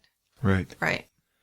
So Alana says, Juanetta Hoyt murdered her 5 babies by suffocation, 4 of them fairly quickly after birth, because they were crying. So that's not Munchausen by proxy. Right. That's murder. Nurses were trying to warn the pediatrician, Dr. Steinschneider, but he considered the nurses hysterical. He was so biased and blindly ambitious about his SIDS research that he ignored signs. The further tragedy here was other doctors seeking him out for his research on SIDS, and more importantly, the number of other possible suspicious deaths besides Hoyt's babies over the years. The 6th adopted child's death set off the alarms. His research on SIDS was subsequently discredited, but it took 20 years to convict her. There wasn't another adopted child who survived. Wow. So, yeah, this is a famous case. So this is Munchausen, isn't it? Because doesn't she want the attention? Can it be Munchausen when you're just killing your babies? Because wasn't that what it was with the guy in Scotland who killed his sons? He was just suffocating them for the attention, and they died. Yeah, accidentally. Well, we don't know if that was accidental at all. They'd had other episodes of asphyxia. Not much, though. It was pretty straight to killing. But they had others. Maybe the first one, but not much. Not much. I mean, pretty much killed them very young. He did. Yeah. But these people, or these kids, were just suffocated and murdered. Okay, so that doesn't count as Munchausen, even if you're killing them for attention. No. Okay. You're killing them. So it's a fine line there, though. You see what I'm saying? Well, I think if she had suffocated them and they survived and she could go to the hospital and all that stuff. Okay. Like the guy in Scotland or wherever it was. It was Scotland, I think, yeah. That's a different thing. Okay. But she killed them. So this is a famous case from when? Late 60s, early 70s. Oh, so that's a long time ago. Yeah. Back then it was harder to prove, I imagine. Well, it was. They were all listed as SIDS deaths. Right, because this guy who was doing the SIDS research, he did some unethical stuff. Right. Yeah. He did. Okay. All right, well, what it makes me think about a little bit is what you said, that he was ignoring the nurses. Because one of the things you said when we talked about Lacey Spears and some other Munchausen cases is you really rely on the nurses to tell you what's going on in a family because they spend more time with the patient. Absolutely. In the hospital setting especially. They're particularly in the hospital. Yeah. The nurses are there all the time. But we all know doctors who ignore the nurses. They exist. Oh, sure. Yeah. Okay. You've probably played golf with a few of those. No names. Not naming names. Okay. All right. So I have a really interesting email, and it's a little long, so if you're impatient, I apologize, but I think it's worth reading. It's from Linda, and she's a psychiatric social worker in Wisconsin. And she wrote to us about the psychology of families in child abduction. So this really pertains to many of the cases we've done. So she says, "Hi, Jill and Dick. I've been listening for a year and finally found a reason to contribute to your feedback. I'm a psychiatric social worker in Wisconsin, and I have worked with parents dealing with the pain of a missing child. Etched Pates, Madeline McCann, Kaylee Anthony, and J.C. Duggard are 4 children who were declared missing and whose cases have had very different outcomes. What knits their families together is that they all experienced loss, though of different types. Etched Pates, missing since 1979, was 6 when he vanished and was declared dead in 2001. A recent search for his remains was started and then stopped. Madeline McCann, presumably abducted at age 3 while on vacation with her parents in Portugal in 2007, may still be alive. Kaylee Anthony was missing and then found dead, believed by most people to have been killed by her mother, Casey Anthony. J.C. Duggard was 11 when she was taken in 1991 and was found alive 18 years later after having given birth to 2 daughters, and her abductors are in prison. The cases of Etched and Madeline have raised their families' hopes, if only briefly, that closure of some sort is possible, whether it is to finally put doubt to rest or reunite with a missing child. A few years ago, while I was working with the National Center for Missing and Exploited Children, I met with adults whose sibling had vanished years before. Those I spoke with said that even 20 years later, they would see the back of someone's head in a crowd and wonder if that was their missing brother or sister. So it's not something that leaves you. I wouldn't think it could be. Yeah. Pauline Boss, a professor and marital and family therapist, coined the term ambiguous loss to describe what happens when people are missing, either physically or emotionally.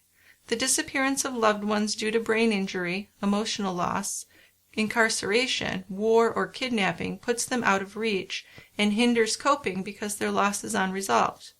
When a missing child is found, hopefulness ends, but so does a period of ambiguity about the child's fate. The loss is resolved and becomes absolute. Established rituals of mourning can then take place as the community comes together and closure is possible. Eitan's parents waited 22 years to declare him dead, most likely in hope that he was still alive. Their loss, like that of so many others with missing family members, may still be ambiguous, despite publicly acknowledging his death. Madeline's parents may have their own dreams of reunification, fanned by investigators, although in some cases the opposite happens. The Duggard case, in particular, might well cause any parents to consider whether their missing daughter or son might show up 5, 10, or even 18 years later. Such losses, whether resolved or ambiguous, can reverberate through the family for generations. How does one answer the question about how many siblings one has without reopening a wound? One woman reported that she and her family have not talked about a missing sister for 30 years. Differences in perception about why a child disappeared can impede a family's ability to cope. Missing teens may be seen as runaways by the authorities, but viewed as kidnapped by the family.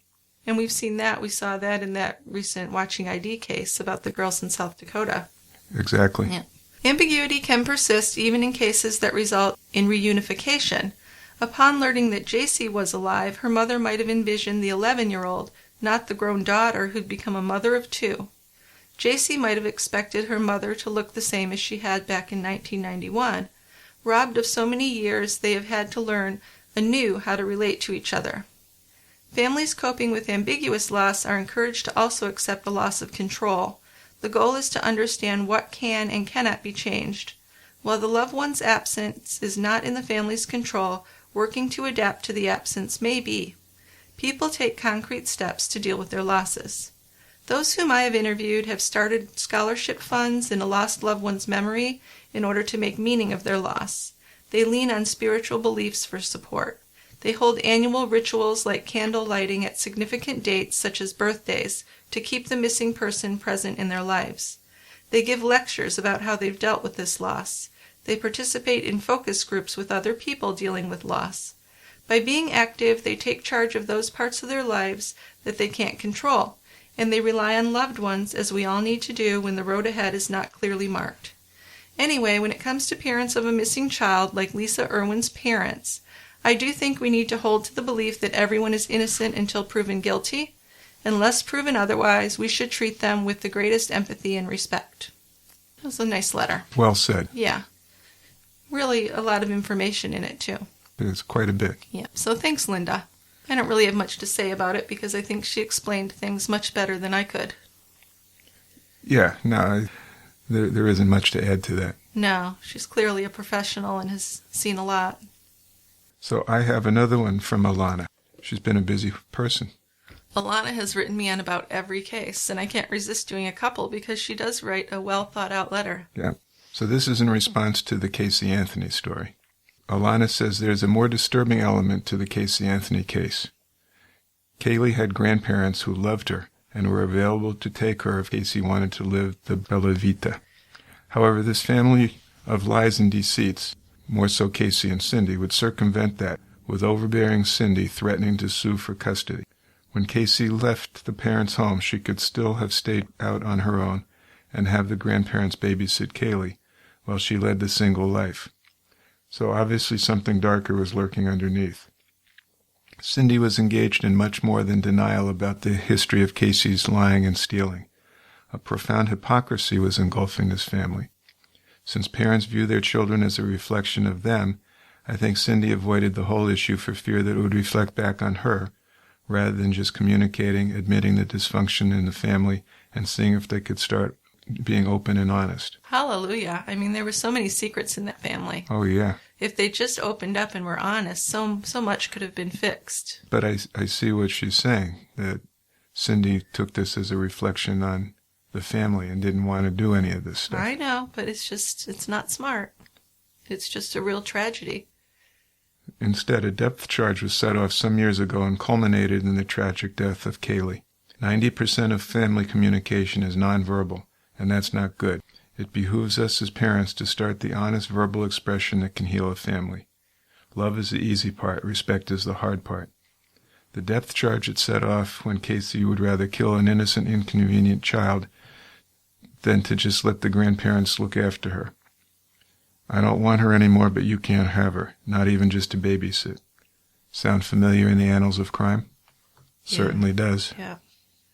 Yeah, very good. Thank you, Alana. So yeah, that's something that we certainly agree with.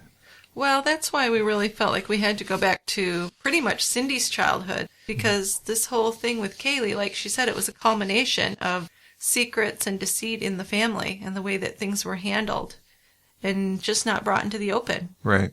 This really was so unnecessary. Totally. Okay, so I have an email from Mark about Runaway Devil, the Richardson family murders, and that's the most recent episode. We just did that. Yeah. So Mark says, thank you, Jill and Dick, for your latest episode on Jasmine Richardson, who participated in the murder of her family. He says, Court of Queen's Bench Justice Scott Brooker told Jasmine, you've indicated through your conduct you have a desire to atone for what you did. Clearly you cannot undo the past. You can only live each day with the knowledge that you can control how you behave. When asked by the court if she had anything to say, she replied, I'm very grateful, Justice Brooker, thank you. Now, Jasmine was 12 years old on April 23, 2006, when authorities in Medicine Hat, Alberta, found the bodies of her parents, Mark, 42, and Deborah, 48, and her 8-year-old brother, Jacob, inside their home. All 3 of the victims had been brutally murdered. She was not found at the scene, leading authorities to initially believe she'd been kidnapped. But evidence quickly pointed to her involvement. Authorities learned Jasmine's parents had forbidden her from having contact with her then 23-year-old boyfriend, Jeremy, and they found an email in which she told him she had a plan. It begins with me killing them and ends with me living with you, she wrote. The family's restrictions also angered Jeremy, something he referenced in his now-defunct Windows Live Space profile. On April 3, 2006, he wrote in part, Payment, my lover's rents are totally unfair. They say that they really care. They don't know what is going on, they just assume. As their greed continues to consume, she is slowly going insane. It's all total bullshit. Their throats I want to slit. They will regret the shit they have done, especially when I see to it that they are gone. They shall pay for their insolence. Finally, there shall be silence. Their blood shall be payment. It's a 23-year-old Yeah. with the brain of a 12-year-old. Yeah. So Mark goes on. The day after the murders, police found Jasmine and Jeremy approximately 100 miles away.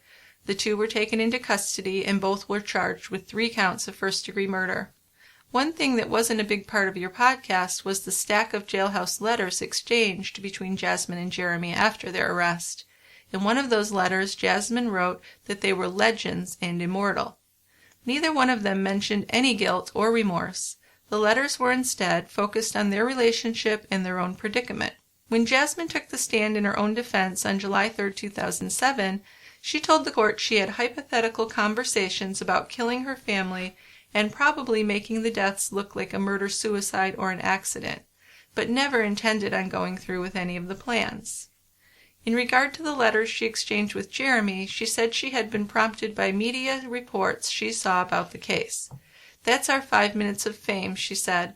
Immortality means people will remember you. She admitted she was home the day of the murders, but said she was upstairs with her brother, trying to cover his ears so he would not hear their parents' cries for help. It was horrible, she said. I didn't want him to hear it.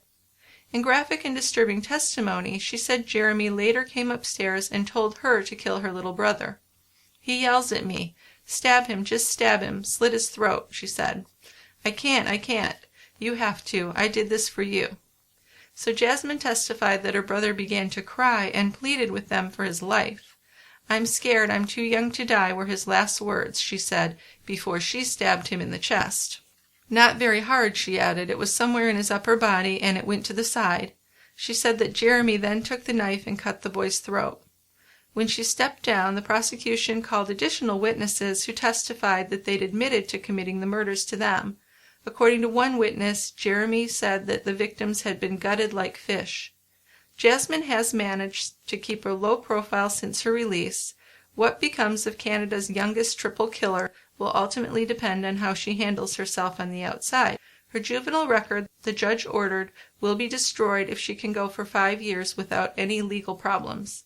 Of course, there's no sentence that is going to bring Deborah, Mark, and Jacob back, so in that way, no sentence will ever be satisfactory. Still, the coldness of this girl, both before and after the brutal murders of her family, is, to say the least, disturbing. I'd like to learn more about how professionals determine that she is actually ready to be free.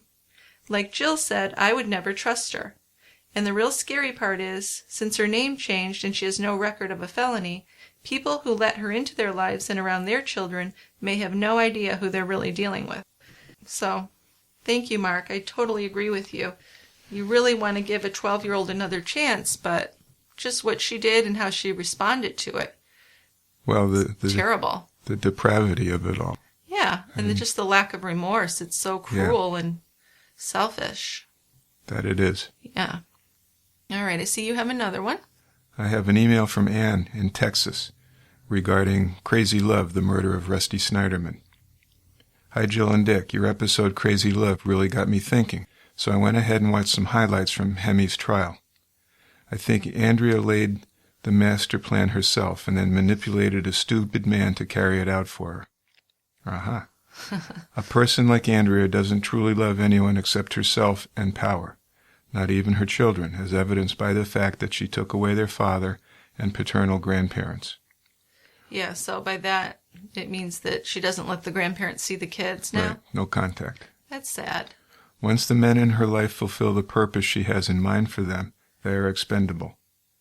As we have seen in Hemi's trial, she doesn't have a problem with ignoring the truth. She doesn't mind threatening a friend and manipulating men. We have all seen this. I do not feel it a stretch that she found Rusty's insurance more important than her children having a father. Yeah. So, interesting letter. She's really coming down hard on old Andrea. Sure is. I mean, it could be true, though. Well, from what we've seen of Andrea, she's not super redeeming. No, she's not. No. And I think we're leaning in that same direction, that she's kind of the mastermind, the master manipulator.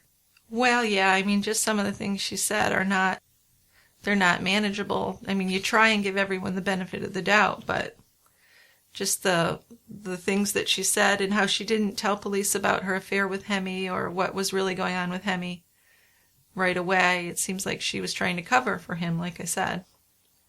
But anyway, I have an email from Sarah G., and it is a recommendation. So she says, Hi, Jill and Dick. Thanks so much for all you do. My sister and I have listened to your podcast together, and we really appreciate the research that you do for each episode, as well as the interesting dialogue that is born from the two of you collaborating on the episodes together. Since my sister and I, are native Carmel girls, we would love to hear an episode on Herb Baumeister. He was a serial killer that lived in Carmel, Indiana in the 1990s, who buried his victims in the backyard of his vast estate. Have you heard of him? No. Me either. Another fascinating case that happened in my current neighborhood, Irvington, in Indianapolis, was the murder of Madge Oberholzer by D.C. Stevenson. This murder was not only horrific, but had lasting political and legal side effects that changed the state of Indiana and our justice system for the better. Did I also mention that H.H. Holmes killed Howard Pietzel in my neighborhood, too? And that Indiana has the best beer ever made? Three Floyd's Gumblehead. Are you familiar? Yes, it's a quite good IPA. I've heard of Three Floyd's. Yeah. You've had several of their beers, right? I have. Yeah. I mean, their most famous, I guess, is Dark Lord, which is a big, hairy stout. All right. Well, she thinks Gumblehead is something to do. So if you're familiar with it, maybe you could do it for an Indiana episode. Sure. Okay. So she says, if we're looking for new material, Naptown is full of it. So she's got all kinds of material for us. She does. Yeah. I think there's 3 there, right? Yeah. Thank you, Susan. 3, maybe 4. Yeah. Yeah. Okay, final one. This is from Anonymous21 on YouTube regarding Gone Baby, the disappearance of Lisa Irwin.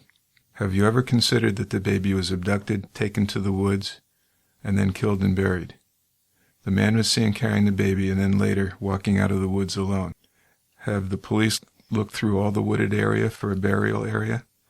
Could that man then have returned to the apartment area, set his clothes on fire to destroy evidence? He was first seen with a white shirt and then later coming out of the woods with a hoodie. I tell you, sometimes detectives get lazy when it's not easy to figure things out, and they don't check things out as closely as they should. Jersey knew the area. He was there before, so I'm sure he knew that this couple had a baby, and maybe he knew from watching that the fiancée was working and that she drank a lot. He might have been watching that night. He got the phones and called Megan's apartment for whatever reason. He took the baby, went into the woods, did something terrible, got rid of the body, burned his clothes in the dumpster, maybe got new clothing from Megan's apartment, and left the woods without the baby where he was spotted on camera. Sounds very feasible to me. Maybe they could try out some scent hounds from the original house through to the apartment complex in wooded area. Reasonable suggestions. I'm not sure how much they did. Right. I mean, I could see that maybe once they already had their mind set on the parent, maybe they didn't do as much searching as we would hope. We're not sure. But, Jersey would seem to be a good candidate. And I don't know how closely they examined him. Well, I've also had people write in and suggest that maybe Jersey went in to just rob the place to steal the phones, and the baby woke up, and then he took the baby, like in a panic or something. Yeah. Although I don't know why he just wouldn't leave and let the baby cry, but who knows? Well, I mean, if he's high, who knows? I would suggest that too. I mean, you're robbing the place, the baby starts crying, you get out of there. Yeah, but not if you're, what if you're a crackhead and you're not thinking clearly? Well, okay, but still.